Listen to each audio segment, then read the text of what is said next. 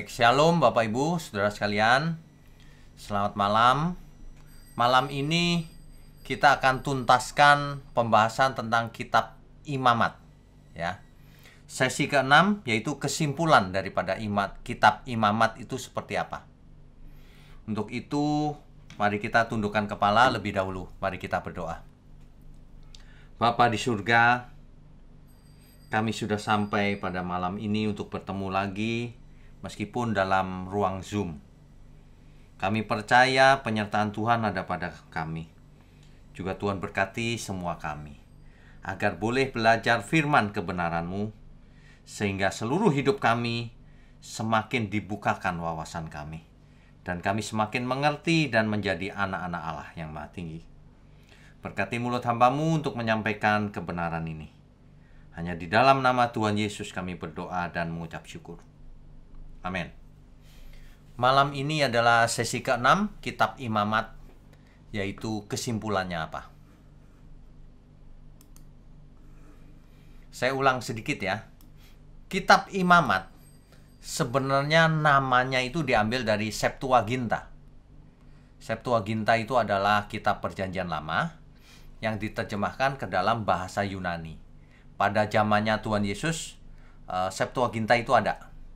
Jadi Tuhan Yesus dan para murid pasti melihat kitab itu, Septuaginta. Ya. Nah, dalam Septuaginta dipakai nama kitab ini, Imamat ini, Lewitikon, yang artinya sesuatu yang berkaitan dengan orang Lewi, suku Lewi.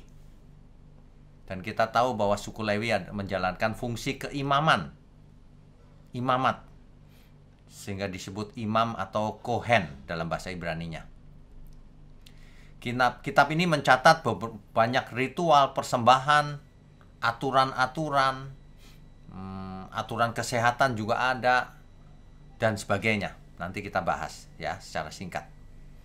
Di dalam Tanak itu artinya Perjanjian Lama bahasa Ibrani. Selalu dipakai kata pertamanya biasanya, ya. Nah, Wayikra itu kata pertama dalam Perjanjian Lama. Tapi coba kita lanjutkan lebih dulu, ya. Ini yang penting nih, Bapak Ibu. Bapak Ibu perhatikan baik-baik di layar. Ya, di sini saya gambarkan. Sebentar, saya mau garis-garis ya. Jadi, dari kitab Kejadian sampai pada Mesir, dari dunia diciptakan sampai kepada Mesir, itu adalah bagiannya pembahasan kitab Kejadian. Ya, kita sudah bahas ini 50 sesi. Ya, luar biasa itu kitab itu. Nah, sesampainya di Mesir, lalu Yusuf mati. Nah, Yusuf mati, setelah itu barulah cerita baru, kisah baru. Nah, itu adalah kitab Keluaran. Dari matinya Yusuf, bangsa Israel mengalami perbudakan di Mesir, lalu sampai tahun 1446 sebelum Masehi keluar dari Mesir. Nah, ini bagiannya kitab Keluaran. Sampai di Sinai. Di Sinai 10 firman Tuhan diberikan di Gunung Sinai kepada Musa. Di kaki Gunung Sinai. Jadi kitab Keluaran berakhir pada umat Tuhan berkemah di kaki Gunung Sinai dan diperintah untuk membuat tabernakel, yaitu kemah pertemuan, tabernakel, yang suatu hari setelah sampai di tanah perjanjian, tabernakel tidak dipakai lagi, tetapi digantikan dengan yang permanen, yaitu Bait Allah di Yerusalem. Ya. Nah, ini adalah sampai pada kaki Gunung Sinai ini kitab Keluaran. Kitab Imamat itu apa? Kitab Imamat itu sepanjang tulisannya itu terjadinya di kaki Gunung Sinai ini. Dengan tabernakelnya. Ya. Jadi itu yang dibahas oleh kitab Imamat. Israel berkemah di kaki Gunung Sinai. lalu diberikan berbagai macam hukum, aturan. Ya, oke, jelas ya. Kita lanjutkan ya. Itu sebabnya Bapak Ibu saya anjurkan untuk yang belum mengikuti dari awal harus ikut dari Kitab Kejadian sesi 1. Urut aja, yang rajin nanti melihat gambar besar dari Alkitab Kejadian. Sementara itu ikuti ini terus nggak apa-apa, tapi sambil mengejar dari Kejadian 1. 1 hari 1 deh misalnya, 50 hari selesai ya, atau 1 hari 2, 25 hari selesai. Dan kalau mendengarkan buat catatan ya, sebab firman Tuhan kalau dimengerti dengan benar, hidup orang itu berbuah-buah. Ada yang 100 kali, ada yang 60 kali, ada yang 30 kali. Yang berubah adalah hidupnya, bukan dompetnya. Ya, hidupnya, artinya karakternya. Nah, ini dia. Jadi dari Mesir ke Sukot ini terus ke bawah sampai di Gunung Sinai. Sampai di Gunung Sinai ini bagiannya Kitab Keluaran. Ingat ya tadi ya. Nah, sedangkan di Gunung Sinai ini bagiannya Kitab Imamat yang membahas nanti. Biar Bapak Ibu mengerti timelinenya. Ini Imamat nih. Ya. Imamat malam ini kan pertemuan terakhir, kesimpulan. Nah, setelah itu ini akan berlanjut nih perjalanannya ke arah sini, ke tanah perjanjian. Nah, itu dikisahkan di Kitab Bilangan. Ini yang akan kita bahas mulai Rabu depan. Kitab Bilangan agak panjang nanti. Ya, jelas ya? Oke. Saya lanjutkan. Ya. Inti dari Kitab Imamat itu coba kita baca dahulu Imamat pasal 1 ayatnya yang pertama. Tuhan memanggil Musa dan berfirman kepadanya dari dalam kemah pertemuan. Perhatikan itu kata itu, dari dalam kemah pertemuan. Artinya apa? Musa ada di luar tabernakel. Jadi Tuhan berfirman dari dalam, Musa masih di luar. Kitab ini sedang membawa kita mau bertemu Tuhan. Itu ceritanya. Ya. Jadi Kitab Imamat mengajar bahwa Tuhan itu kudus. Sehingga umat Israel yang akan bertemu dengannya atau yang berurusan dengan Tuhan harus menguduskan diri lebih dahulu. Itulah sebabnya di awal kitab ini dimulai dari panggilan Tuhan kepada Musa dari dalam tabernakel. Musa berada di luarnya. Begitu ya. Perhatikan gambar ini, saudara. Israel itu berdosa, sedangkan Tuhan itu kudus. Nah, untuk berurusan dengan Tuhan, maka harus terjadi pengudusan, penyucian diri. Nah, itulah yang dibahas oleh Kitab Imamat. Begitu, jelas ya? Oke, kita lanjutkan. Jadi ini sama dengan zaman sekarang, Bapak Ibu. Kalau kita mau berurusan dengan Tuhan, kita harus hidup kudus. Kuduslah kamu sebab aku kudus. Banyak orang hidupnya nggak kudus, tapi berurusan dengan Tuhan, merasa berbicara sama Tuhan lagi, padahal bohong. Aku mendengar suara Tuhan, padahal bohong. Alkitab aja nggak ngerti, apalagi suara Tuhan. Begitu ya, hati-hati Bapak Ibu, hidup ini cuma satu kali. Kalau nggak ngerti kebenaran, aduh, itu sebabnya kita juga diserang dari berbagai macam pihak. Karena kita benar, ya, banyak orang nggak benar. Coba kita lanjutkan dulu ya. Jadi tema besar dari Kitab Imamat itu kekudusan. Bagaimana berurusan dengan Tuhan, menguduskan diri, itu tema utamanya. Makanya dalam Imamat 19 ayat 2 itu salah satu ayat paling penting di Kitab Imamat. Dan juga di Perjanjian Baru diulang. Di Kitab Imamat diulang-ulang bahkan beberapa kali kalimatnya. kuduslah kamu, sebab aku, Tuhan Allahmu, kudus. Nah, kekudusan dalam kitab Imamat ini, kan kita tahu bangsa Israel baru keluar dari Mesir. Tadinya budak. Baru 1 tahun kurang lebih keluar dari Mesir. Jadi mentalnya belum siap untuk diajak batiniah, karakter. Makanya Tuhan memberikan aturan-aturan untuk mencobai Israel. Apakah engkau taat atau tidak? Itu sebenarnya. Jadi kalau orang membaca kitab Imamat kan bingung tuh. Ini apa ya maksudnya?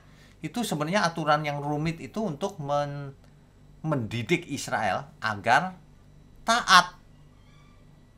Nanti di kitab Bilangan kita akan mengerti tuh bahwa seluruh generasi Israel tidak sampai ke tanah perjanjian. Semuanya mati di padang gurun.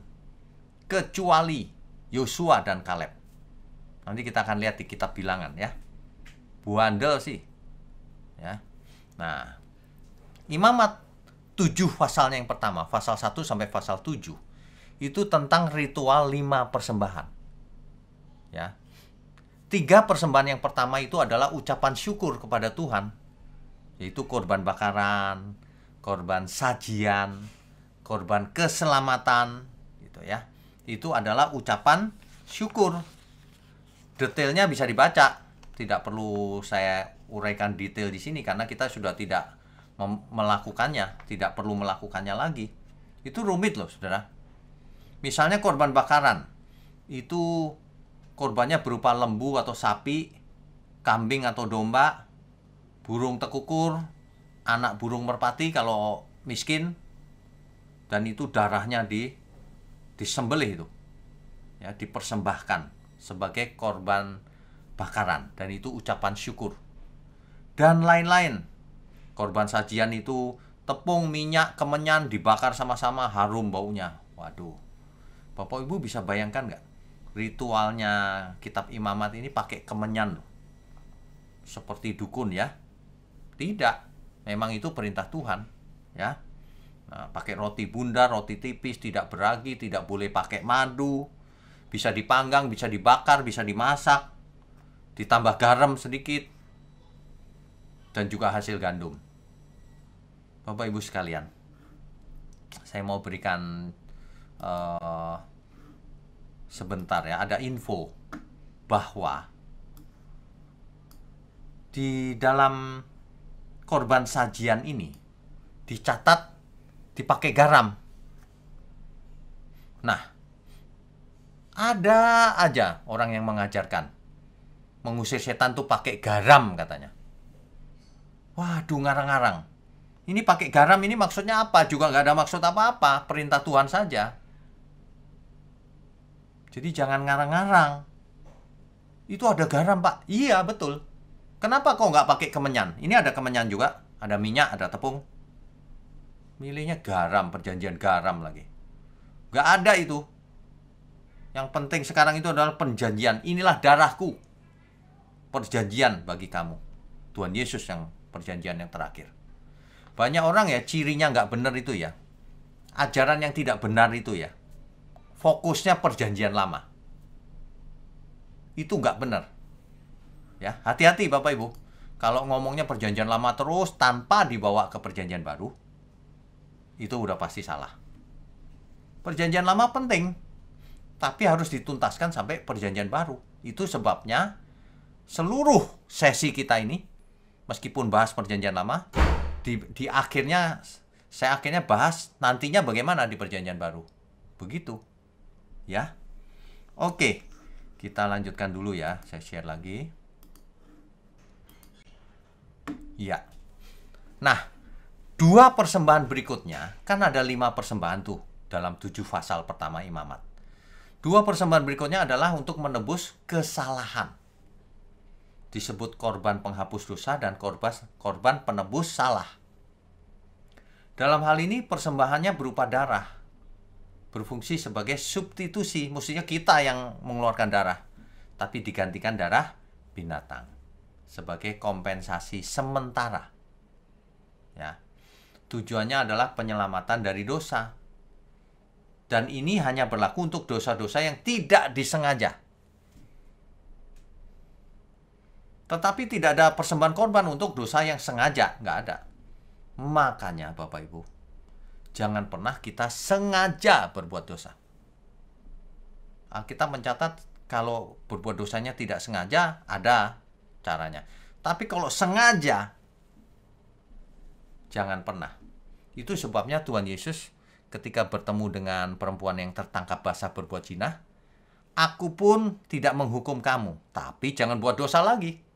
Jangan sengaja lagi ya setelah diampuni buat dosa. Begitu maksudnya. Jelas ya? Nah, ajaran hyper grace sesat itu. Gak apa-apa buat dosa, silakan. Tuhan ampuni terus. Begitu. Makanya pengikutnya buat dosa terus gak apa-apa. Dan itu laris manis di Singapura. Saya nggak mau sebut yang di sini. Di Singapura aja deh contohnya. Anak-anak muda senang banget karena hidup dalam dosa nggak apa-apa. Nanti pasti diampuni. Itu sesat itu. Kalau kau diampuni, jangan buat dosa lagi. Gitu. Jangan sengaja berbuat dosa. Ya, oke, kita lanjutkan. Pasti banyak pertanyaan ini nanti. Kok kembali lagi? Nah, ini nih. Ini adalah detailnya Bapak Ibu. 5 persembahan itu. Bapak Ibu bisa baca sendiri di Imamat pasal 1 sampai Imamat pasal 7. Sekedar tahu saja Bapak Ibu, sebab kita sudah tidak usah melakukan ini lagi, nggak perlu. Kemudian kalau kita melompat ke Imamat pasal 23 sampai 25, ya, itu ada ritual. Jadi umat Israel harus menguduskan diri. Dengan cara apa? Tadi itu 5 persembahan.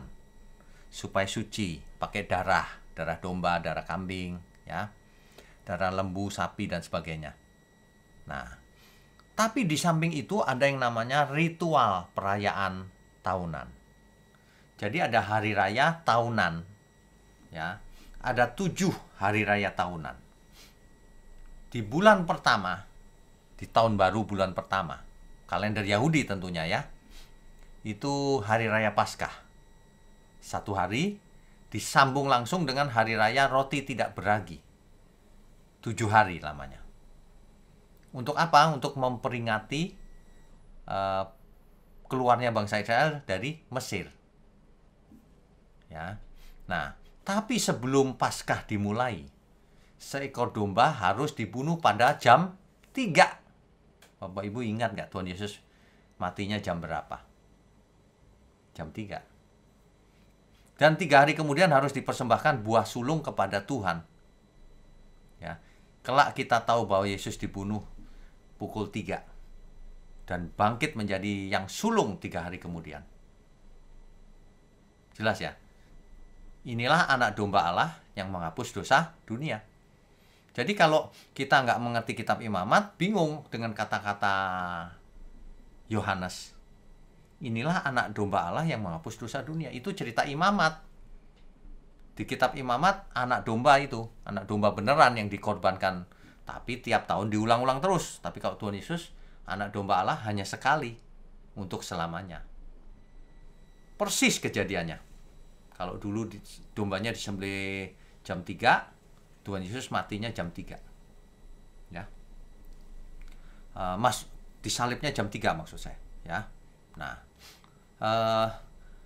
50 hari sesudah itu hari raya Pentakosta atau hari raya Minggu-Minggu namanya. Di bulan ke-7 ada hari raya Sangkakala, meniup itu loh, shofar, trompet yang dari tanduk domba jantan tua itu, ya. Yang paling penting dari semuanya adalah hari raya pendamaian. Ketika seekor kambing dijadikan kambing hitam untuk mengangkut dosa umat. Ada 2 kambingnya nanti. Nanti kita akan lihat. Itu lambang keselamatan, ya. Kemudian hari raya kemah sembahyang. Itu hari raya Sukot. Itu harus tinggal di tenda, melihat ke langit harus bisa. Untuk apa? Mengenang 40 hari di gurun pasir. Pengembaraan dulu. Ya, ini Kalau mau hidup kudus, lakukan semua perintah Tuhan ini. Gitu caranya kitab Imamat mengajarkan. Ada lagi hari kudus mingguan. Sabat ya. Tetapi itu bukan hari libur loh ya, tapi satu hari untuk Tuhan. Kemudian ada lagi yang namanya tahun Yobel. Itu tahun ke-50. Perhatikan, banyak orang menekankan persepuluhan. Tapi peraturan yang lain tidak diikuti. Yang diikuti nanti buah sulung. Tapi peraturan yang lain tidak diikuti. Coba bayangkan. Padahal ada aturan yang lain juga. Perintah Tuhan juga sama. Pada tahun Yobel, hutang piutang harus dihapus. Siapa saja yang hutang kepadamu, hapus hutangnya. Dan semua aset yang dibeli harus dikembalikan ke pemiliknya yang terdahulu. Itu sebabnya kalau mendekati tahun Yobel ya, sewa rumah menjadi murah banget karena mau dikembaliin ke yang punya. Budak-budak harus dibebaskan. Makanya umat menantikan tahun ini. Wah, enak nih hutang-hutang dihapus. Ya. Tahun ini disebut tahun rahmat Tuhan. Di tahun Yobel ini orang miskin menjadi kaya lagi. Lah semuanya dinolkan, hutang dinolkan, yang dijual balik lagi. Ini pemerataan sebenarnya. Luar biasa loh Alkitab tuh. Jadi kalau orang kaya hanya kaya selama itu, setelah tahun ke-50 balik lagi, semua sama lagi. Ya. Oke, kita lanjutkan. Ini tahun Yobel. Ketika itu Tuhan ada di Bait Allah. Di Bait Allah dalam Lukas 4 ayat 18 sampai 19 dan ayat 21 itu adalah Tuhan Yesus membaca kitab Yesaya, gulungan kitab Yesaya. Demikian bunyinya. Roh Tuhan ada padaku. Oleh sebab Ia telah mengurapi aku untuk menyampaikan kabar baik kepada orang-orang miskin. Dan Ia telah mengutus aku. Kalau orang tidak mengerti Imamat tahun Yobel, maka bingung kok menyampaikan kabar baiknya kepada orang miskin ya gitu. Tapi kalau kita mengerti, kita tahu. Oh, rupanya dulu orang miskin menantikan tahun Yobel, tahun rahmat Tuhan. Nah, ini ayat 19. Untuk memberitakan pembebasan kepada orang-orang tawanan. Nah, ini cerita tahun Yobel. Oh, dulu tahun Yobel itu tawanan-tawanan dibebaskan, budak-budak dibebaskan. Nah, ini dia di Perjanjian Baru. Penglihatan bagi orang buta, membebaskan orang yang tertindas, untuk memberitakan tahun rahmat Tuhan telah datang. Tahun rahmat Tuhan telah datang. Lalu Ia mulai mengajar mereka, katanya, pada hari ini, genaplah nas ini, sewaktu kamu mendengarnya. Dengan demikian, Tuhan sebenarnya mengaku, akulah Dia. Akulah Dia yang dimaksud oleh Yesaya. Itu sebabnya orang-orang tidak suka sama Tuhan Yesus. Kok mengaku-ngaku Mesias gitu. Ya. Kita lanjutkan ya.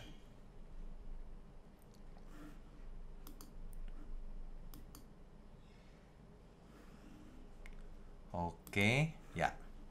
Nah, persoalan hidup kudus, bagaimana umat harus menguduskan diri. Nah, ini Imamat 11 sampai 15 dan Imamat 18 sampai 20. Bisa dibaca. Intinya adalah demikian. Makanan pun diatur. Ada yang halal, tahir, atau bersih. Dan ada yang haram, najis, atau kotor. Kudus itu harus bersih. Nah, ini orientasinya fisik memang. Itu kitab Imamat tuh. Menyentuh bangkai binatang, kita menjadi najis. Tapi najisnya sementara, hanya sampai matahari terbenam. Kalau ada air belanga menjadi najis jika binatang jatuh ke situ, jadi najis. Nah, semuanya diatur. Ya. Perempuan yang melahirkan anak laki-laki akan menjadi najis selama 7 hari. Atau selama menstruasi itu najis. Tapi hanya sementara. Tapi kalau anaknya perempuan, najisnya lebih lama, 2 minggu. Aturan-aturan ini tidak relevan buat kita memang. Tapi kita belajar ini adalah untuk mengetahui bahwa Allah memberikan aturan-aturan untuk mencobai Israel apakah taat atau tidak, untuk menguji juga apakah taat atau tidak. Juga tentang hukum-hukum tentang kudusnya perkawinan, bagaimana hidup kudus. Ya. Itu bisa dibaca sendiri detailnya. Kemudian ada larangan terlibat dalam okultisme, penyembahan spiritisme dan sebagainya, kedukun dan sebagainya. Ya. Itu diatur di sana kalau mau hidup kudus. Bahkan rumah saja harus dirobohkan kalau ada pelapukan supaya tidak merugikan tetangga. Pakaian saja bahannya itu diatur loh. Jangan sampai bahannya itu ada campuran. Karena suci itu artinya murni. Waduh, ini harafiah sekali Bapak Ibu. Tapi itulah mula-mulanya begitu. Dan kehidupan sosial juga diatur. Bahwa umat harus memperhatikan kaum miskin, yang tuli, yang buta, yang lanjut usia. Dan sopan santun loh. Kalau ada yang lebih tua masuk ke suatu ruangan, maka yang muda harus berdiri. Sopan santun. Tentang seks dilarang incest terhadap saudara, semburit, homoseksual, berhubungan seks dengan binatang. Waduh, bangsa-bangsa kafir itu melakukan itu dulu. Makanya Israel diberikan hukum-hukum supaya tidak seperti bangsa kafir. Ya. Nah, untuk mencapai kekudusan itu diperlukan imam, pengantara antara umat dan Tuhan. Imam itu pengantara supaya umat berhubungan dengan Tuhan. Begitu. Ya. Nah, imam besar yang pertama Israel adalah Harun. Ditahbiskan oleh Musa. Nanti bisa dibaca itu. Itu lengkap itu di kitab Imamat. Nah, imam mula-mula kalau imam besarnya adalah Harun, para imamnya adalah anak-anak Harun. Ada 4. Nadab, Abihu, Eleazar, dan Itamar. Ya. Imam harus memiliki kualifikasi yang tertinggi dalam hal integritas moralnya dan kekudusan hidupnya. Sebab iman yang berinteraksi langsung dengan Tuhan. Itulah sebabnya anak-anak Harun, yaitu Nadab dan Abihu, mati hangus oleh api Tuhan, disambar oleh api Tuhan. Mengapa? Karena mereka mempersembahkan api asing kepada Tuhan, padahal tidak diperintahkan oleh Tuhan, sembarangan. Disambar apinya Tuhan, mati keduanya. Makanya jangan sembarangan sama Tuhan, ya. Oke. Nah, kita sudah belajar di pertemuan kita yang lalu. Jadi sistemnya begini, ada umat Israel. Kemudian umat kalau mau berhubungan lewat para imam, ya, para imam ke imam besar. Imam besar barulah masuk ruang Maha Kudus setahun sekali, yaitu untuk mempersembahkan darah domba, ya, dipercikkan di tutup pendamaian, yaitu ditutupnya tabut perjanjian di ruang Maha Kudus. Ya, ini sistem pengudusan di Perjanjian Lama. Jadi melibatkan berbagai persembahan dan korban binatang. Oke, kita lanjutkan dulu. Ya, kita sudah tahu ada 7 hari raya yang penting. Ya, yang paling penting adalah the Day of Atonement. Nanti bisa dibaca di Imamat 16 sampai 17, pasal 16 sampai pasal 17. Yaitu hari pendamaian. Nah, di hari itu imam besar akan memakai 2 kambing. Yang satu kambingnya ini disembelih, darahnya untuk dibawa masuk dipercikkan. Ditutup pendamaian tadi, ya. Nah, yang satu lagi agak lucu sih. Imam besar ini menumpangkan tangan pada kambing ini dan mengadakan pengakuan dosa. Maksudnya apa? Maksudnya supaya dosa-dosa yang disebutkan tadi pindah ke kambing itu. Lalu kambing itu dilepaskan di padang gurun membawa dosa-dosa umat. Nah, the Day of Atonement ini dosa seluruh bangsa, umat bangsa Israel dibawa oleh kambing itu, seolah-olah begitu lambangnya. Itulah sebabnya kambing ini disebut Azazel dalam bahasa Alkitab aslinya Azazel. Azazel itu artinya kambing yang membawa pergi. Cuma terjemahan bahasa Inggrisnya scapegoat, kambing hitam. Nggak salah tapi disuruh pergi, seolah-olah begitu ya. Tapi ya apapun terjemahannya, maksudnya itu. Jadi, tapi setiap tahun diulang-ulang terus. Nah, artinya apa? Artinya dosanya nggak pernah beres. Ya.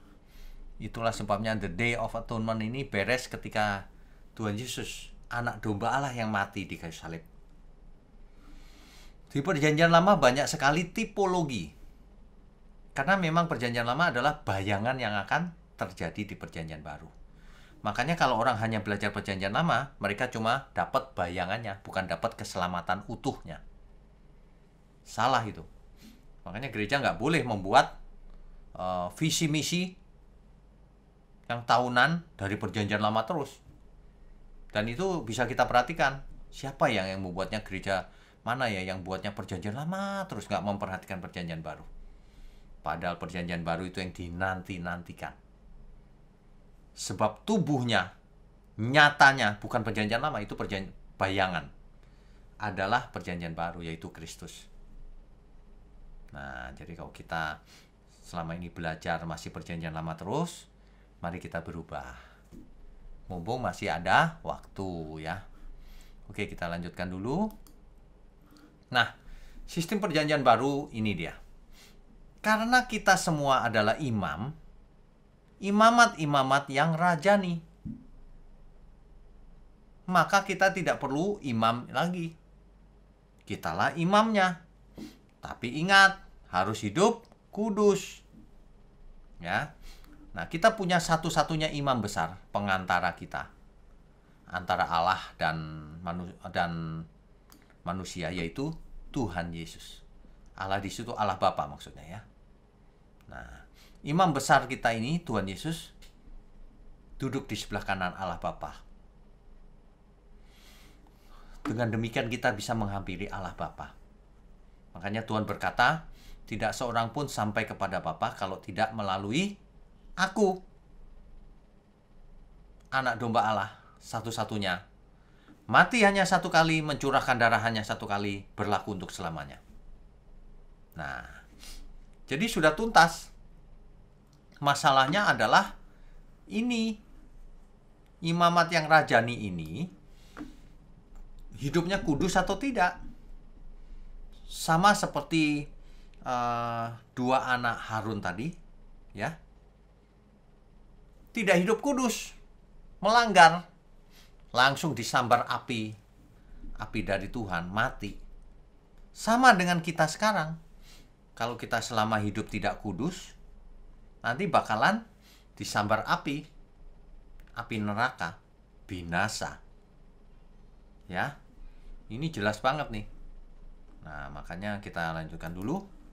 Ya, jadi kitab imamat ini sangat penting, tapi orang-orang banyak yang menghindar. Karena nggak enak dibaca, nggak mengerti intinya. Bapak Ibu sekarang mengerti jadinya. Kitab imamat ini sangat penting. Mengapa? Menjelaskan pengorbanan Tuhan Yesus di kayu salib kelak. Di kitab imamat dijelaskan anak domba yang dikorbankan terus-menerus tiap tahun. Dan itu tipologi bayangan yang akan terjadi. Yang terjadi adalah anak domba Allah, yaitu Kristus. Kita jadi mengerti dengan jelas. Nah, kemudian menjelaskan hari pendamaian, the Day of Atonement tadi. Tuntas di hari Kristus mati itu. Gitu ya. Sangat pentingnya kekudusan. Di kitab imamat diulang 4 kali satu kitab. Kata-kata itu, kuduslah kamu sebab aku kudus.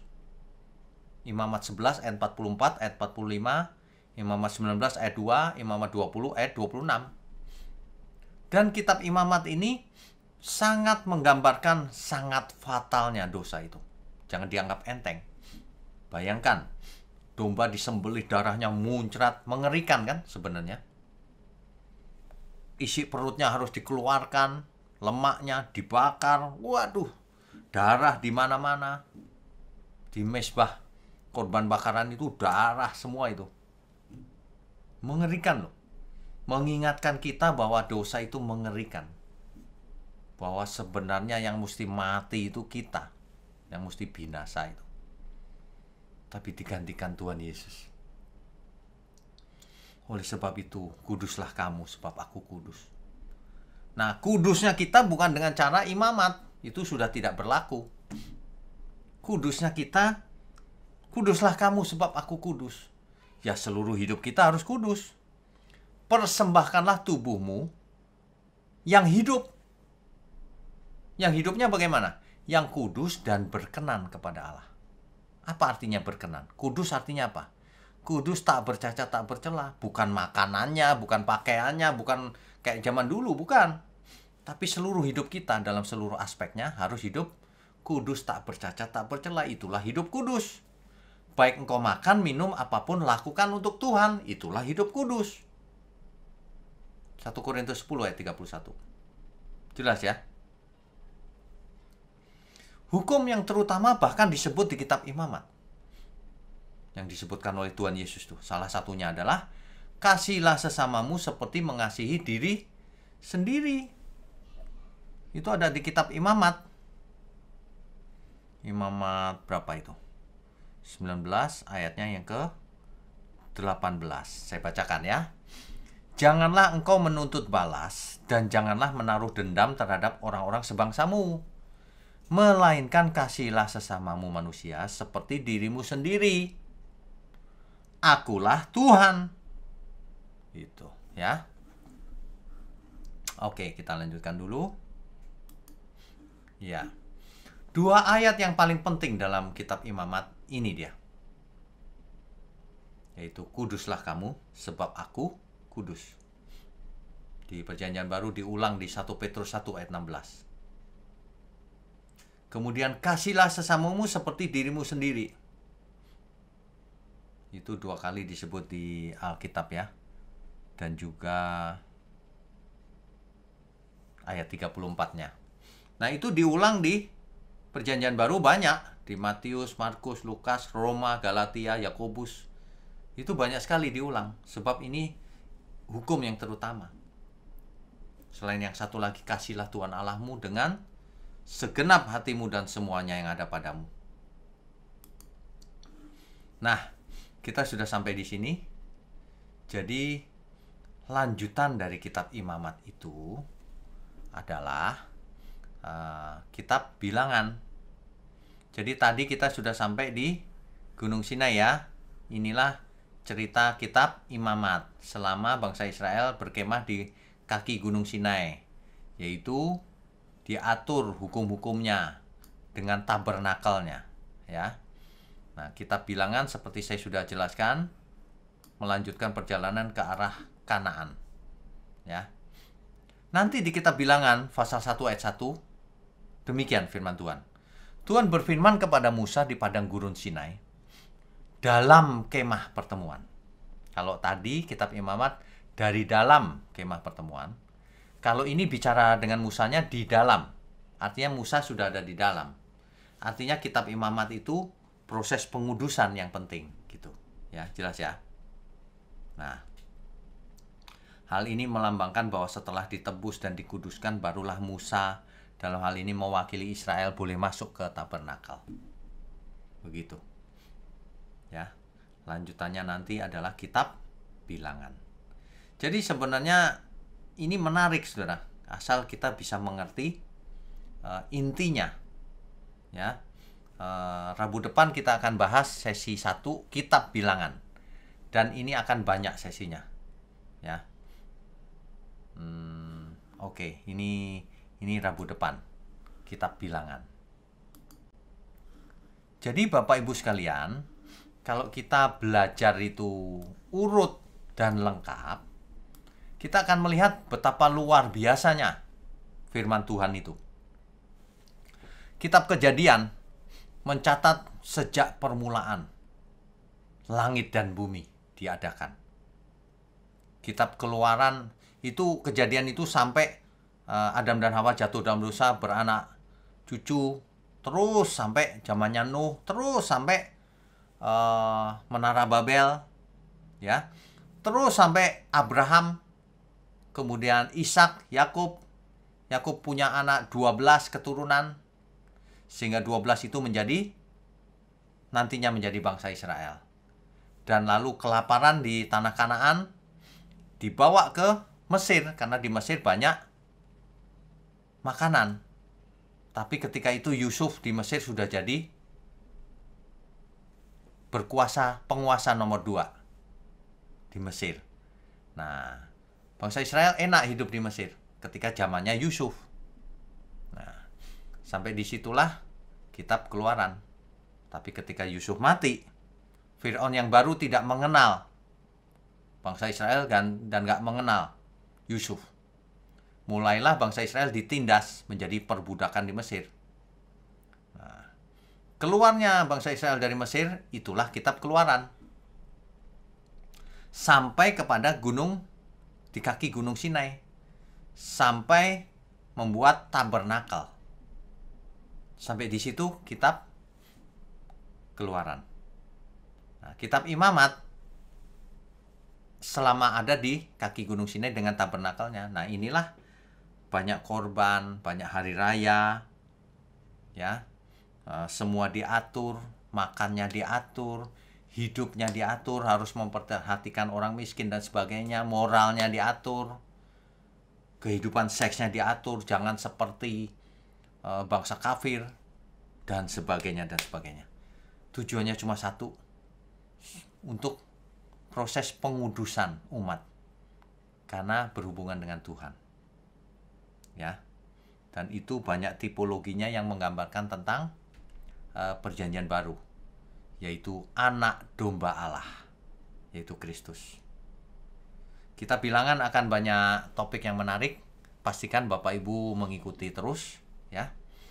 Yang belum ikut kitab Kejadian atau Keluaran, silahkan mengulang sambil mengikuti ini terus. Nanti akan amazed, ya, terheran-heran. Saya saja terheran-heran. Hebat sekali ya firman Tuhan itu, ya. Memberikan semuanya itu teratur. Sehingga kita tahu memang ini firman Tuhan yang turun dari surga. Ditulis oleh manusia, tapi inspirasinya dari Roh Kudus. Demikian Bapak Ibu. Saya berharap ini memberkati kita semua. Jadi tidak alergi kitab Imamat, tapi tahu intinya apa, ya. Baik, kita lanjutkan dengan tanya jawab. Co-host silakan. Oke, terima kasih Pak Wiknyo atas pemberitaan firman yang sangat memberkati. Bapak Ibu, selanjutnya kita akan lanjutkan dengan sesi tanya jawab. Bagi Bapak Ibu yang ingin bertanya, silakan menyalakan kamera dan mengaktifkan icon raise hand-nya. Ya, selamat malam Pak Wiknyo. Selamat malam. Ya, saya baru mengikuti sekitar 2 minggu ini pertemuannya ini. Oh, saya sarankan ikut juga yang kitab Kejadian dari sesi 1 ya. Siap. Tenang aja, nggak usah buru-buru, ikutin selagi ada waktu gitu. Nanti pasti dapat berkat banyak. Amin. Ada yang mau saya tanyakan mengenai the day of atonement. Ya. Itu kan ada 2 kambing. Yang satu disembelih, yang satu Azazel itu dibiarkan mengembara di padang gurun. Ya. Jadi dosanya seperti dibiarkan seperti itu ya. Dosanya dititipkan ke kambing, dibawa ke padang gurun, kira-kira gitu. Iya, saya ada seperti pengertian, mohon dikoreksi apakah benar atau tidak. Itu kan kalau di perjanjian baru orang percaya itu imamat rajani, kemudian Tuhan Yesus Kristus sebagai imam besar. Betul. Nah, saya mengambil pengertiannya seperti ini, apakah orang percaya itu juga diibaratkan seperti 2 kambing tersebut ya, yang satu disembelih, artinya kita sebagai orang percaya yang mati dalam Kristus dan hidup bersama dengan Allah gitu maksudnya. Terus yang satu lagi dosanya, misalnya kita tidak mati dalam kedagingan kita, ya kita berarti seperti mengembara di padang gurun. Apakah begitu pengertiannya atau bagaimana Pak? Oke, baik. Enggak begitu. Pengertiannya enggak begitu. Jadi kalau dahulu imam itu mempersembahkan darah binatang, ya. Kemudian ada kambing hitam itu yang dilepas ke padang gurun, suruh bawa pergi dosa-dosa umat, kan gitu. Tapi di Perjanjian Baru, sang imam besar mempersembahkan dirinya sendiri. Dia tidak perlu kambing domba. Dia mempersembahkan dirinya sendiri, darahnya sendiri. Sekali untuk selamanya. Selesai. Nggak ada yang namanya itu Azazel, itu nggak perlu. Jadi umat Tuhan dalam hal ini ditebus oleh sang imam besar sendiri dengan darahnya sendiri. Gitu. Ya. Tetapi karena kita ditebus, maka kitab Roma berkata, engkau orang berhutang supaya tidak hidup menurut daging, tapi hidup menurut roh.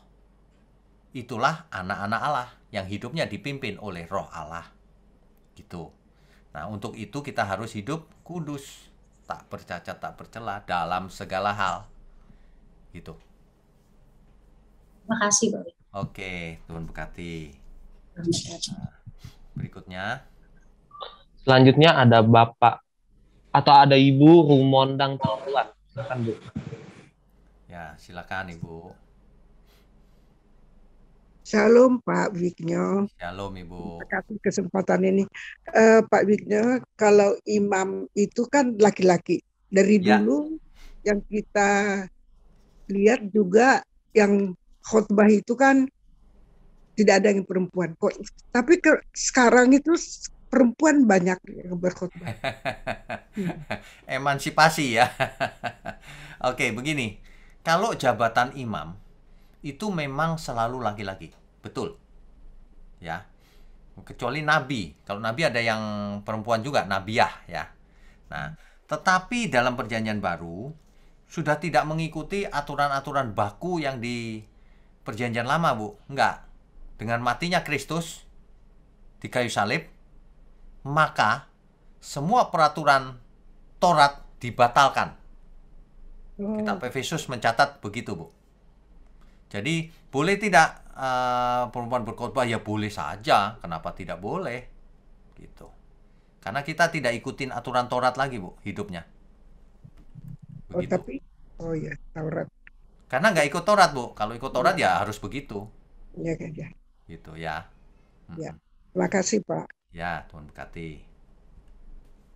Oke. Selanjutnya dilanjutkan oleh Ibu Ida Adriani. Silakan Bu Ida. Dimatiin ya. Ya, selamat malam Pak Wigno. Ya, selamat malam. Silakan Bu. Ya. Ini ya Pak ya, kan untuk dosa yang disengaja itu sudah tidak ada korban lagi ya Pak ya.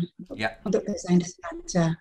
Terus apakah yang membedakan dosa itu disengaja atau tidak itu para imam atau bagaimana Pak? Kalau dalam Perjanjian Baru yang menentukan itu ya Tuhan Yesus. Untuk saat di kitab imamat itu imam yang menentukan ya Pak ya? Itu imam, betul. Imam yang mengukur, ya. Melalui apa Pak? Maksudnya melalui perbuatan sehari-hari atau? Melalui, kalau ada yang melaporkan ya diperiksa sama imam. Harus ada saksi juga kan. Dia dulu nemu barang tapi nggak ngaku. Nah itu salah, itu dinyatakan salah itu. Harus ada buktinya tapi. Gitu Bu. Jadi yang membedakan disengaja atau tidak disengaja itu para imam ya Pak ya? Tergantung jenis ininya, jenis perbuatannya dan motivasinya, dan imam lah yang akan menentukan. Kalau untuk Perjanjian Baru itu pribadi kita sendiri ya Pak ya yang tahu. Apakah itu? Untuk Perjanjian Baru itu disederhanakan Bu. Yang tidak mengasihi Tuhan, dia terkutuk. Kalau mengasihi Tuhan pasti melakukan seluruh firman-Nya, gitu. Formulanya begitu, sederhana sekali. Tapi justru itu susahnya lebih susah dari perjanjian lama. Jadi kita nggak boleh salah, apalagi sengaja. Sudah tahu kau bohong, kau terus-terusin ya. Khotbah nggak pakai Alkitab. Alkitab dipelintir-pelintir. Nah, begitu. Itu mah sengaja, Bu. Kalau yang sengaja, kecuali orang nggak ngerti ya, dia pikir dia benar gitu ya. Nah, itu nggak sengaja namanya. Tapi kalau sudah tahu Alkitab ngomong begini, kamu sengaja ya. Sudah tahu hidupmu itu sudah nikah itu nggak boleh berzinah. Kamu sengaja ya berzinah ya. Apalagi kalau hamba Tuhan sudah tahu kau pelayan Tuhan harus hidup kudus, malah hidup sembarangan, berani punya hati yang jahat terhadap sesama, berani memfitnah, berani mencelakakan sesamamu. Waduh, itu mah disambar api Tuhan nantinya. Artinya nggak selamat. Sengaja itu. Itu, Bu. Jadi tuntutannya lebih berat ya Pak ya di Lebih perjanjian berat, baru. lebih Karena berat. menyangkut kesucian hidup. Iya. Kalau dulu kan fisik tuh, Bu, yang diatur fisik kan. Kalau sekarang nggak cuma fisik, oh, batiniah kita harus benar, motivasi. Kalau dulu ya, berhubungan bukan suami istri itu berzina. Sekarang, memandang perempuan saja dan mengingini sudah dianggap zina sama Tuhan. Tuhan tahu pikiran kita. Jadi kalau orang pikirannya jorok, nah itu udah berzina. Gitu. Ya pentingnya kita melatih itu ya Pak ya. Iya, makanya kita tekun. Makanya kita tekun dan harus punya hati yang bersih, pikiran yang bersih. Jadi nggak kemana-mana pikiran kita. Makanya jangan nonton atau mendengar sesuatu yang tidak pantas ditonton, tidak harus didengar. Nanti tersesat hidupnya. Ya. Iya. Oh iya. Ya, terima kasih Pak Wigno untuk penjelasannya. Oke, selanjutnya dilanjutkan oleh Ibu Junita. Silakan, Bu. Bu Junita, silakan. Ya, selamat malam Pak Wigno. Selamat malam. Iya, Pak Wigno, korban-korban kayak lembu, terkukur itu kan dibawa ke kemah pertemuan ya Pak Wigno? Ya, tabernakel. Di tabernakel. Terus dipotong di sana juga ya? Ya. Saya cuma membayangkannya umat segitu banyak, terus bawa korban, terus penyembelihannya di situ itu bagaimana ya Pak ya? Wah, nggak karu-karuan Bu darahnya. Kayaknya itu loh Pak. Makanya mengerikan. Mengerikan sekali ya Pak ya. Dan itu sengaja supaya umat ngeri dengan dosa. Gitu. Tujuannya sebenarnya itu. Tuhan mau buat supaya umat itu ngeri. Kamu tuh mestinya mati. Darahmu tercurah gitu. Memang begitu, Bu. Ya makanya itu yang saya bayangkan. Aduh, kalau sekarang sih kalau kita lihat orang-orang Muslim waktu korban itu mungkin di tempat masing-masing gitu ya, Pak. Kalau itu di kemah pertemuan ngumpul terus jadi satu gitu, Bu. Jadi satu, terus umatnya sebanyak itu, korbannya itu dalam sehari atau gimana ya, Pak? Nah, nggak disebut. Nggak disebut. Nggak disebut ya. Nggak disebut. Jadi bukannya, oh gini Bu, bukan seluruh rakyat membawa satu-satu korbannya, bukan begitu. Diwakili oleh imam. Jadi imam yang melakukan persembahan itu untuk umat. Ngerti ya, Bu? Misalnya tentang pendamaian. Jadi bukannya umatnya jutaan bawa jutaan, enggak. Ya, makanya itu, Pak. Bukan. Jadi imam melakukan itu untuk seluruh umat. Gitu. Gitu. Jadi the Day of Atonement itu untuk seluruh umat, seluruh bangsa yang melakukan si imam itu. Gitu. Tapi kok ini Pak, ada yang kaya harus membawa lembu, ada yang kurang membawa terkukur, terus yang itu kalau yang bersalah, Bu. Dalam setiap kasus bersalah. Kalau nggak bersalah ya enggak. Ya tapi mana ada orang nggak bersalah ya Pak ya? Ya tapi kan segitu banyak kan kasusnya nggak mungkin bareng semua, Bu. Dalam satu hari mungkin ketemu 1-2 kasus gitu. ketangkep gitu ketika berbuat salah. Nah, itu. Gitu. Jadi ketangkep enggak ngaku sendiri gitu ya, Pak ya berarti. Ada yang ngaku sendiri sih. Sendiri, gitu. Kalau salah, aku salah nih mau bikin persembahan ya boleh, nggak apa-apa. Oke. Gitu. Ya. Iya. Untuk kita sekarang nggak harus begitu, Bu. Kalau kita sekarang ya, makanya itu, Pak. Satu ekor kambing mahal, Bu. Ya. Aduh. Iya. Ya. Makasih Pak Wikyo. Ya, Tuhan berkati. Tuhan berkati. Silakan berikutnya. Selanjutnya ada Ibu Sylvia. Silakan Sylvia. Silakan, Bu. Ya, Shalom Pak Wiknyo. Shalom. Selamat malam Pak. Saya mau tanya lagi Pak.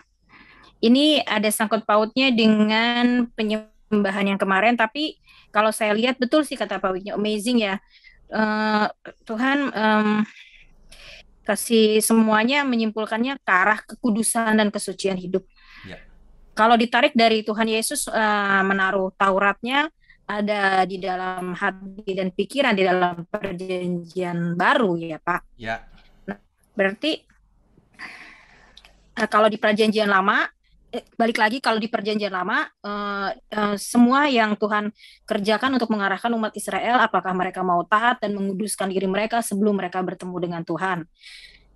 Seperti itu pemaparannya Pak. Pertanyaannya apa ya? Ya, sebentar. Nah, itu jadi dari pemaparan itu saya mau bertanya gini, Pak. Nah, dari semuanya itu kan berarti kita harus hidup kudus dalam segala hal, Bapak bilang tadi dari pemaparan Bapak ya. Betul. Baik itu dalam makan, minum atau apapun ya, Pak ya. Betul. Dalam segala hal. Nah, masalahnya kan kita termasuk mengasihi contohnya seperti itu. Ya. Ya, mengasihi. Nah, masalahnya kan satu ini masalah praktek sih Pak sebenarnya.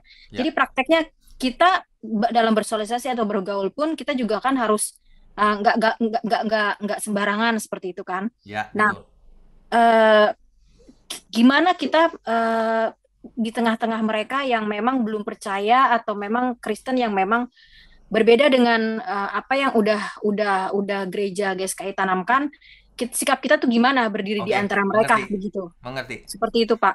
Karena mengerti. Kan ya seperti itu Pak. Ya, jadi begini. Tuhan Yesus berkata kita harus jadi garam dan terang dunia kan?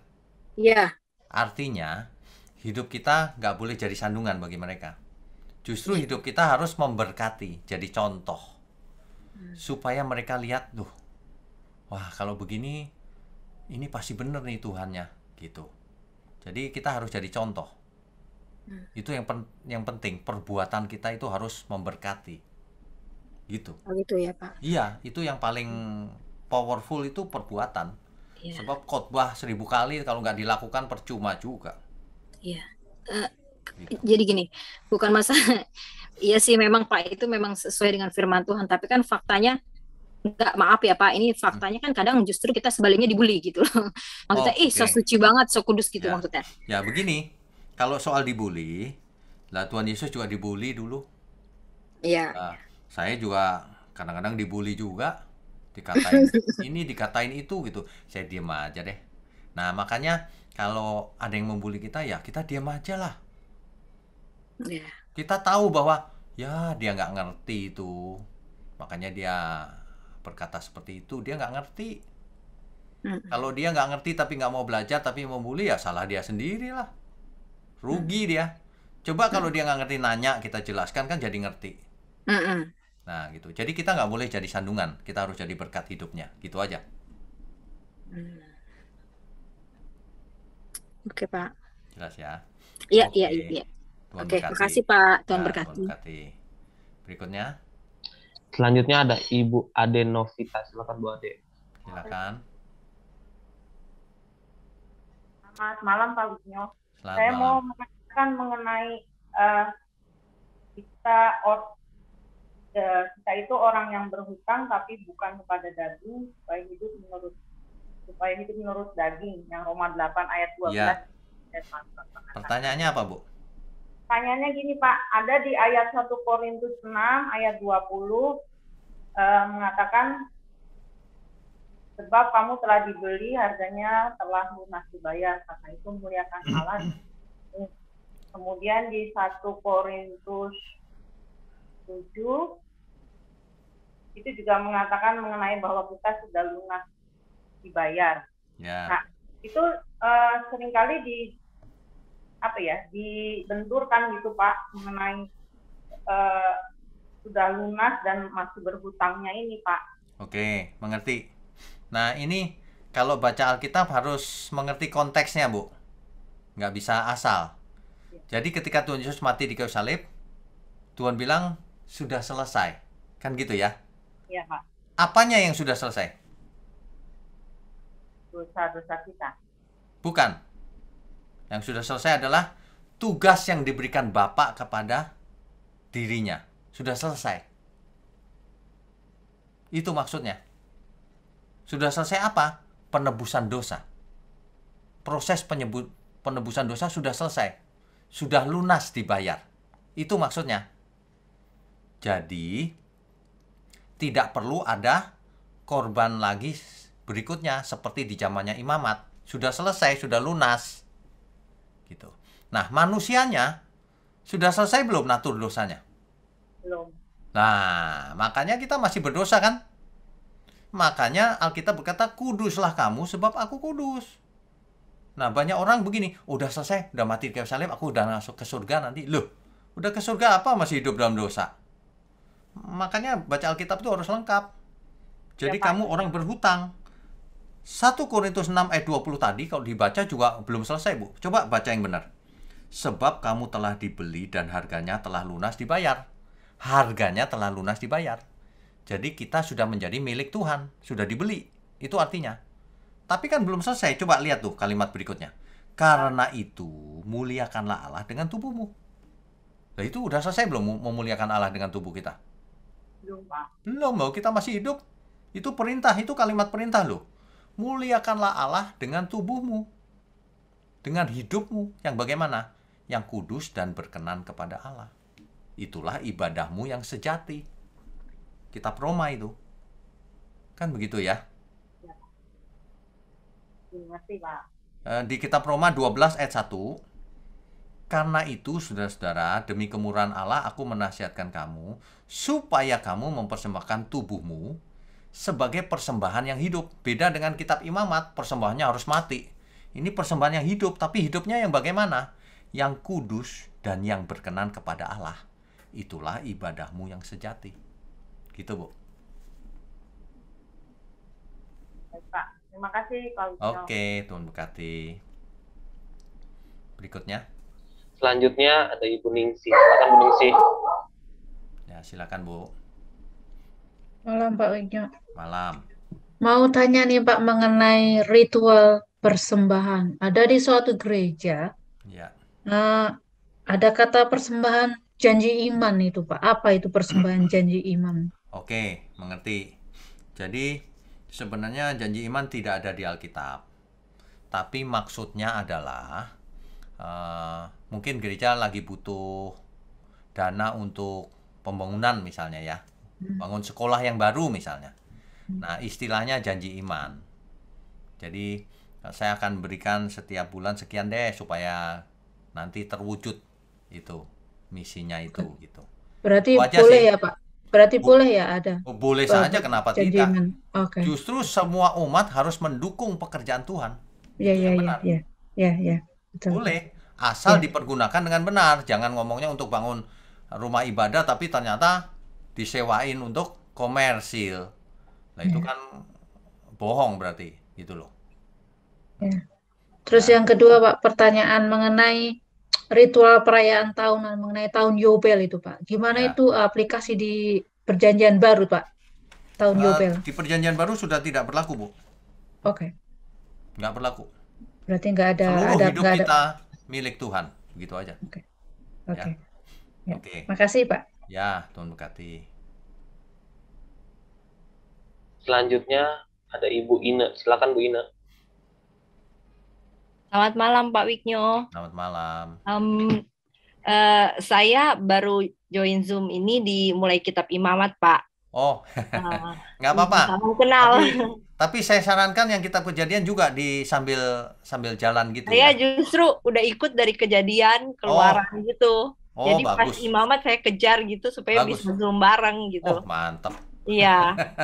Oke, Ini Pak, saya tadi Bapak sempat singgung yang tentang bangsa Israel keluar dari tanah Mesir kan itu waktu Yusuf itu kenapa Firaun itu sampai nggak kenal Yusuf gitu segitu lama.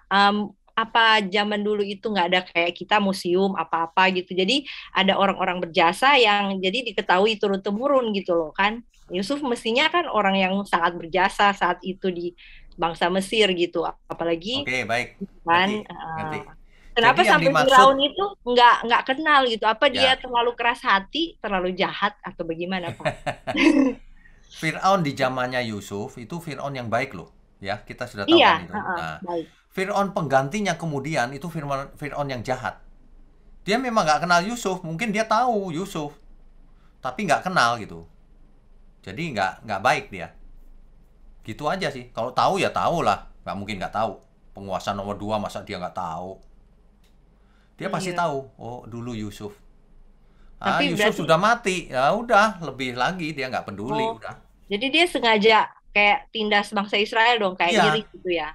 dia khawatir kita sudah bahas tuh di sesi yang lalu. Dia khawatir perkembangan bangsa Israel tuh kok lebih banyak jumlahnya dibanding bangsa Mesir sendiri gitu. Nah, Fir'aun ini berpikir, wah bahaya ini. Lalu ditindas gitu. Oh, iya. Iya Ya. Iya Pak, gitu aja. Oke. Terima kasih Ya, Pak, Tuhan Tuhan berkati. berkati. Semangat ya, belajar Ya, terus. makasih Pak, amin. Oke. Tuhan berkati. Yuk, berikutnya. Berikutnya ada Bapak Daniel. Silakan Pak. Ya, Pak Daniel Selamat silakan. malam Pak Wijo. Selamat malam. Pak, saya mau tanya masalah kematian anak Harun, Nadab Ya. dan Abihu. Ya, Itu kan dia kena api asing. ya, Sampai mayatnya disuruh Musa suruh bawa keluar dari tempat kudus itu. ya. Nah, maksudnya api asing itu gimana, Pak? Ini sebenarnya bisa apa namanya? Bisa diketahui itu kalau kita baca begini.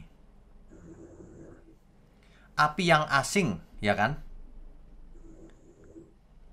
Ini nih. Di Imamat 10. Imamat 10. Ya. Ya. Ya. Kemudian anak-anak Harun, Nadab dan Abihu masing-masing mengambil perbaraannya, membubuhkan api ke dalamnya serta menaruh ukupan di atas api itu. Dengan demikian mereka mempersembahkan ke hadapan Tuhan api yang asing, ya, yang tidak diperintahkannya kepada mereka. Nah, itu penjelasannya. Yang tidak diperintahkannya kepada mereka. Jadi mereka melakukan sesuatu yang berbeda dengan aturan. Itu aja. Apa bukan tugas dia atau mereka atau Bukan, gimana, Pak? caranya nggak sesuai yang Tuhan mau. Oh. Jadi dia suka-suka aja itu, membubuhkan api ke dalamnya, menaruh ukupan di atas api, suka-suka sendiri. Nah, jadi itu tidak menghormati Tuhan, dikasih aturan tapi nggak ikut. Jadi dia mati. Gitu, Pak. Jadi kitab Imamat ini sedemikian apa ya, kakunya, supaya umat benar-benar serius, taat. Sebab ini umat baru keluar dari Mesir dan masih mentalnya budak gitu. Apakah karena itu di tempat kudus itu, Pak? Itu kan di tenda kudus, Pak. Ini di ayat yang keempat, pasal keempat itu kan Musa memerintahkan untuk membawa keluar dari tempat yang kudus. Oh, tempat kudus belum tentu ruang maha kudus, Pak. Tempat kudus itu gitu.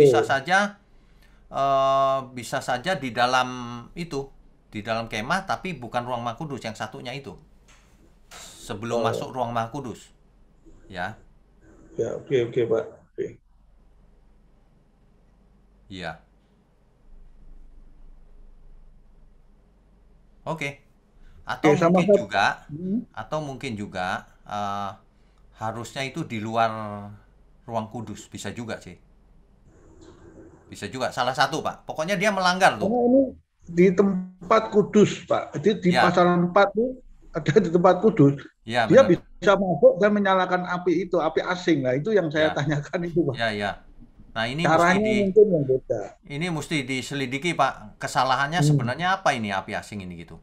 Tapi yang jelas di ayat 1-nya dijelaskan tuh yang tidak diperintahkannya kepada mereka. Nah, artinya Betul. tidak sesuai perintah. Itu aja, Pak. Itu sampai Harun aja nggak bisa berkata-kata, ditegur sama sama Musa kan nggak bisa berkata-kata. Ya, Pak. benar, benar. Gitu. Betul, Pak. Oh, berarti caranya dia yang salah ya. Sementara Caranya yang gitu ya, salah, Pak, ya. iya. Oke. Ya. Oke, Pak.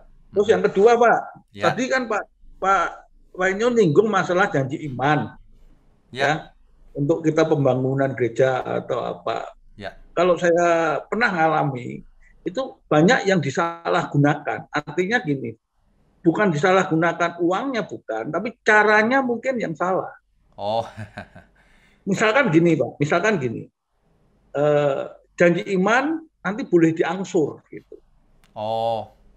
Sebenarnya diangsur Jadi, itu nggak apa-apa, Pak, sebenarnya. Kita janji iman 1 juta misalkan. Nah, itu boleh diangsur berapa bulan gitu. Sebenarnya soal angsuran nggak masalah sih, Pak. Hmm. Misalnya gini, bangun gedung itu selesai dalam 1 tahun. Butuh dana banyak sekali. Nah, orang nggak bisa sekaligus ngasih banyak, tapi diangsur tiap bulan. Dipotong dari gajinya gitu, boleh-boleh aja, Pak, nggak apa-apa. Kenapa nggak bisa langsung, itu terjadi debat juga ya, pernah saya tanya, Pak. Ya. Kenapa nggak kita transparan aja, kita butuh dana sekian untuk bangunan. Nggak perlu bilang janji iman. Takutnya gini, kalau kita sudah mengajak jemaat itu janji iman, kenyataannya jemaat itu nggak mampu, apakah dia dosa? Gitu. Nggak Kalau dosa. sampai dosa. Nggak dosa, Pak. Nggak mampu ya nggak apa-apa. Nggak usah kasih. Lo nggak mampu nggak usah ngasih loh, Pak. Tapi nggak berjanji, Pak. Lo ya jangan janji dong. Jangan janji ya kalau nggak mampu. Nggak mampu kok janji ya, aneh. Nggak usah janji, Pak. Nggak mampu nggak usah ngasih, oh, nggak apa-apa itu mah. Ini kan kalau kita partisipasi itu kan harus dengan rela ya, bukan yang ngutang. Ada Ya, banyak benar. orang yang Maksudnya salah lagi gini, loh, Pak. ngutang untuk bayar persepuluhan, dah salah lagi. Iya kan? Bukan Kenapa diajak seperti janji iman gitu loh maksudnya, Pak? Ya, kalau Kenapa kita nggak transparan, kita butuh dana buat gini gitu. Ya, kalau kita nggak pernah pakai istilah janji iman sih, Pak. Kalau saya nggak pernah. Di gereja kita juga nggak pernah. Kalau kita cuma bilang gini, kita lagi butuh nih uang sekian. Oh, itu betul. Saudara, itu betul. Saudara kalau ada ya boleh ikut. Kalau nggak ada ya nggak usah. Kita ngomong gitu, Pak. Ya, betul. Itu kan lebih transparan, Pak. Maksudnya tadi kan Pak Wainyo ada pertanyaan janji iman itu diperbolehkan itu kan? Boleh-boleh aja nggak apa-apa, asal benar pelaksanaannya. Kalau misalkan dia janji dalam 1 tahun, bulan tertentu dia benar-benar bukan nggak bisa, dia mampu, tapi ada yang lebih penting seperti Pak Eras bilang, ada anaknya, saudaranya yang perlu biaya, lah itu dikasihkan dulu. Berarti kan janjinya dia nggak tergenapi gitu loh, Pak. Ya, tapi kan Tuhan kita bukan ini, Pak, bukan debt collector. Tuhan juga tahu. Tuhan kita itu tahu, Pak. Oh iya, itu mengerti gitu. Ini bukan zaman imamat loh, Pak. Kalau zaman imamat dihukum benar. Zaman perjanjian baru itu Tuhan tahu batin kita kok. Ya. Ya, seharusnya kan nggak perlu bicara janji iman, hanya kita perlu dana untuk pembangunan gitu. Lebih baik sih aman lah. Itu lebih baik sih. Ya. Sebenarnya kalau jemaat dewasa ya, Pak, nggak usah pakai janji iman, nggak usah berapa. Ini loh gereja lagi mau bayar ini, nah udah urunan aja rame-rame, udah selesai. Itu lebih dewasa. Tapi banyak jemaat yang nggak dewasa, Pak. Makanya jadi begitu-begitu, gitu, ya. Janji iman aja ada yang nggak bayar, Pak, mampu padahal. Pasti dia nggak punya iman dong. Bahkan itu hamba Tuhan, Pak. Banyak yang janji iman tapi nggak bayar. Waduh. Ngeri. Makanya saya nggak berani janji. Kalau iya, kalau enggak gitu aja. Kan Alkitab bilang begitu. Tapi di GSKI PIK nggak melakukan itu ya, Pak ya? Nggak pernah, Pak. Oh, ya. Saya nggak pernah bilang janji iman, nggak pernah. Saya paling cerita gini, kita mau beli ini nih. Udah gitu aja. Kalau saudara ada, ya ikutan boleh. Kalau nggak ada, nggak usah deh. Itu aja, Pak. Ya. Lebih enak kan? Ya, betul. Oke, Pak. Terima kasih. Selamat Oke, malam. Tuhan berkati. Oke Pak, selanjutnya ada Ibu Malui. Silakan Bu Malui. Silakan. Malam Pak. Selamat malam. Pak, saya mau tanya. Saya kan dulu pernah kerja di tempat orang Cina sama orang Palembang. Ya. Jadi saya kan setiap dia itu kalau sepi usahanya, jadi saya teringat dengan kata Bapak tadi. Memangnya setan itu bisa diusir dengan garam. Jadi saya tanya, saya disuruh itu, jadi saya mau aja. Jadi saya tanya, emang kenapa Kak kalau dibikin kasih garam di depan usahanya? Nah, saya tanyakan, saya bersalah nggak karena kan saya bekerja di situ. Jadi saya bilang, kenapa dikasih garam? Biar rame usahanya gitu. Terus satu lagi Pak, jadi saya juga kemarin kerja deket orang Palembang. Jadi saya tuh sering nemani dia ke tempat contoh kayak orang pintar. Kenapa saya diajak? Karena saya gini, kayak saya orangnya nggak tahu pun dia gitu, saya tidak mau ngasih tahu orang. Yang saya tanyakan, saya salah nggak? Oke, mengerti. Jadi gini Ibu kan di situ karyawan ya. Iya. Karyawan kan tidak punya pilihan, kalau diajak ya mau gitu kan. Tapi kan Ibu tidak menyembah. Tapi kan Ibu tidak percaya dengan semua itu. Ya, bahkan Ibu bisa bicara gini, tolong kasih garam di situ. Ibu bilang aja ini nggak perlu garam, Tuan atau Om atau Pak. Saya doain aja ya, gitu aja. Tawarin aja, saya doain aja ya. Nah kalau diajak ke tempat yang dukun atau apa kan nggak ikutan, ya udah temenin aja. Tapi nggak usah ikut nyembah atau doa atau apapun, nggak usah. Bilang aja aku punya Tuhan. Kalau mau ku doain, gitu. Gitu aja, lebih enak. Ya, satu lagi, itu tadi soal janji iman ya Pak ya. Saya contoh saya sudah janji iman di situ sekian ya, contoh ya Pak 5 atau 500 gitu. Ya. Cuman yang saya bayar itu 200, itu dosa apa enggak ya Pak? Ya, kenapa nggak bayar itu sesuai janjinya? Yang saya tanya itu ya, contoh ya ada lagi kebutuhan lain dan selainnya gitu. Salah satunya karena Bapak bilang kan semampu kita, cuman kan karena Bapak bilang tadi tuh Tuhan juga tahu dengan keadaan kita. Ya. Yang saya Tuhan itu berdosa apa enggak ya? Tuhan itu melihat hati kita, Bu. Kalau kita lagi kesulitan gitu, ya udah nggak apa-apa. Emangnya Tuhan butuh uang apa enggak? Tuhan mau lihat hati kita. Kalau hati kita tulus gitu ya, Tuhan mengerti kok, nggak masalah. Begitu. Tapi kalau orang punya uang, tapi dia curang, nah kalau itu wah bahaya itu. Itu loh Bu, ya. Jadi kita pandang Tuhan itu kan kita panggil dia Bapa. Bapakku yang di surga, Bapak kami yang di surga. Udah jangan berpikiran Bapak kita itu aneh-aneh gitu, enggak. Dia lihat hati kita. Udah tenang saja, sejahtera saja ya. Oke ya. Ya, Tuhan berkati. Oke, Pak. Ya. Saya satu lagi. Kemarin boleh. Saya gini, teman saya kan lagi sakit. Sakit itu, jadi kami itu ada cerita, dia bilang gini, rumah saya itu kayak ada didatangin sama singa, kata gitu kan. Jadi saya gini bilang, Pak, ya udah Bu, buat doa aja. Tapi kalau bisa kasih garam di rumahnya, itu salah nggak ya Pak? Nggak usah Bu, nggak usah pakai garam. Tapi saya bilang, tapi bawa dalam doa. Saya bilang gitu. Lain kali Ibu doain aja, cukup. Ya. Oke. Garamnya buat masak saja ya. Saya gini tadi kan, Bapak.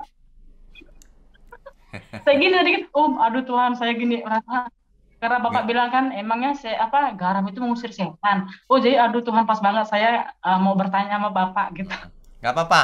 Ibu kan nggak ngerti itu nggak salah Bu. Tapi kalau sengaja gitu, nah itu nggak boleh sengaja ya. Oke, sejahtera saja. Ya. Oke, aduh makasih ya Pak, saya sudah. Oke, Tuhan berkati. Oke. Mari kita tundukkan kepala. Bapa di surga, terima kasih untuk firman-Mu. Biarlah setiap kami boleh belajar hidup kudus. sebab kami adalah imamat-imamat yang rajani. Terima kasih kalau kami dibukakan wawasan, agar kami tidak berbuat dosa secara sengaja. Terima kasih Tuhan. Terima kasih untuk pengorbanan Tuhan Yesus sekali untuk selamanya. Mohon berkati program dan gerejamu ini di channel YouTube, sehingga banyak orang, siapapun yang mengasihi Tuhan, tahu akan channel ini dan belajar karenanya. Mohon berkati semua tangan-tangan yang mendukung program ini Tuhan, yang mendukung gerejamu di tempat ini. Juga semua kami yang mendengar firman-Mu dan mau belajar. Terima kasih Tuhan. Kami mau angkat tangan kami mau sambut berkat. Segala berkat, baik berkat jasmani maupun berkat rohani, turun atas kita semua. Hanya di dalam nama Tuhan Yesus Kristus kita sudah menerimanya. Haleluya. Mari semua yang percaya katakan amin. Amin. Amin.